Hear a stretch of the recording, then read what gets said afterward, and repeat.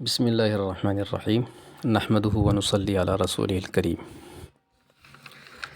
نومیر پڑھنے اور پڑھانے والوں کی طرف سے وقتاً فوقتاً یہ تقاضا سامنے آتا رہتا ہے کہ نومیر اردو ما تمرین و تعلیق میں جو تمرینات آئی ہیں ان کی ترکیب، ترجمہ اور اجرا کا انداز بیان کر دیا جائے تو اس سے نومیر پڑھنے اور پڑھانے والوں کو بڑا فائدہ ہوگا۔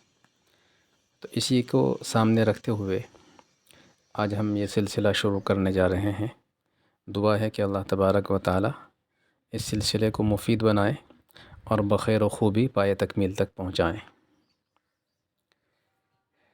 نومیر اردو کے پہلے سبق کے بعد تو کوئی تمرین نہیں ہے، دوسرے سبق کے بعد تمرین ہے، اور اس تمرین میں چونکہ مفردات ہیں اس لیے ترکیب تو اس تمرین میں نہیں ہوگی، البتہ ان مفردات کا ترجمہ اور اجرا یہ اس میں کیا جائے گا۔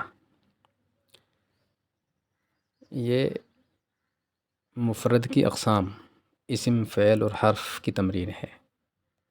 السماء آسمان، یلعب کھیلتا ہے، اعلیٰ پر، الحدیقۃ پارک، المطر بارش، انقطع وہ ختم ہو گیا، ٹوٹ گیا، جزق جزقن مہمل ہے، اس کے کوئی معنی نہیں ہے، فی میں، مرسام پینسل، سبورۃ بلیک بورڈ، تختہ سیاہ، نصارہ مدد کی، ضرب مارا۔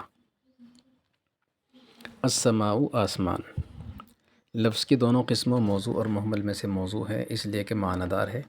لفظ موضوع کی دونوں قسموں مفرد اور مرکب میں سے مفرد ہے اس لیے کہ اکیلا ہے اور ایک معنی پر دلالت کر رہا ہے۔ مفرد کو کلمہ بھی کہتے ہیں۔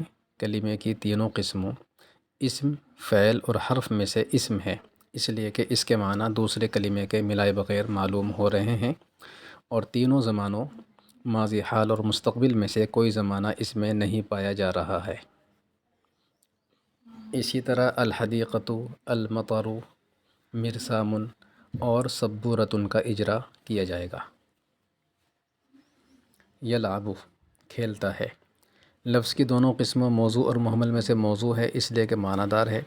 لفظ موضوع کی دونوں قسموں مفرد اور مرکب میں سے مفرد ہے اس لیے کہ اکیلا ہے اور ایک معنی پر دلالت کر رہا ہے۔ مفرد کو کلمہ بھی کہتے ہیں۔ کلمے کی تینوں قسموں اسم، فعل اور حرف میں سے فعل ہے اس لیے کہ اس کے معنی دوسرے کلمے کے ملائے بغیر معلوم ہو رہے ہیں، اور تینوں زمانوں میں سے زمانہ حال اس میں پایا جا رہا ہے۔ یہاں یہ بات یاد رکھی جائے کہ اس طرح کے جو افعال ہیں ان میں اگر فاعل کو بھی سامنے رکھا جائے گا تو پھر وہ مفرد میں نہیں جائیں گے بلکہ مرکب میں جائیں گے۔ یہاں چونکہ فاعل سامنے نہیں ہے اس لیے ہم نے اس کا اجرا مفرد کے اعتبار سے کیا ہے۔ اسی طرح انقطع، نصارہ اور ضربہ کا اجرا کر لیا جائے۔ اعلیٰ پر، لفظ کی دونوں قسموں موضوع اور مہمل میں سے موضوع ہے اس لیے کہ معنی دار ہے۔ لفظ موضوع کی دونوں قسموں مفرد اور مرکب میں سے مفرد ہے اس لیے کہ اکیلا ہے اور ایک معنی پر دلالت کر رہا ہے۔ مفرد کو کلمہ بھی کہتے ہیں۔ کلمے کی تینوں قسموں اسم، فعل اور حرف میں سے حرف ہے اس لیے کہ اس کے معنی دوسرے کلمے کے ملائے بغیر معلوم نہیں ہو رہے ہیں۔ اسی طرح فی کا اجرا کر لیا جائے۔ جزقن، اس کے کوئی معنی نہیں۔ لفظ کی دونوں قسموں موضوع اور مہمل میں سے مہمل ہے اس لیے کہ اس کے کوئی معنی نہیں ہے۔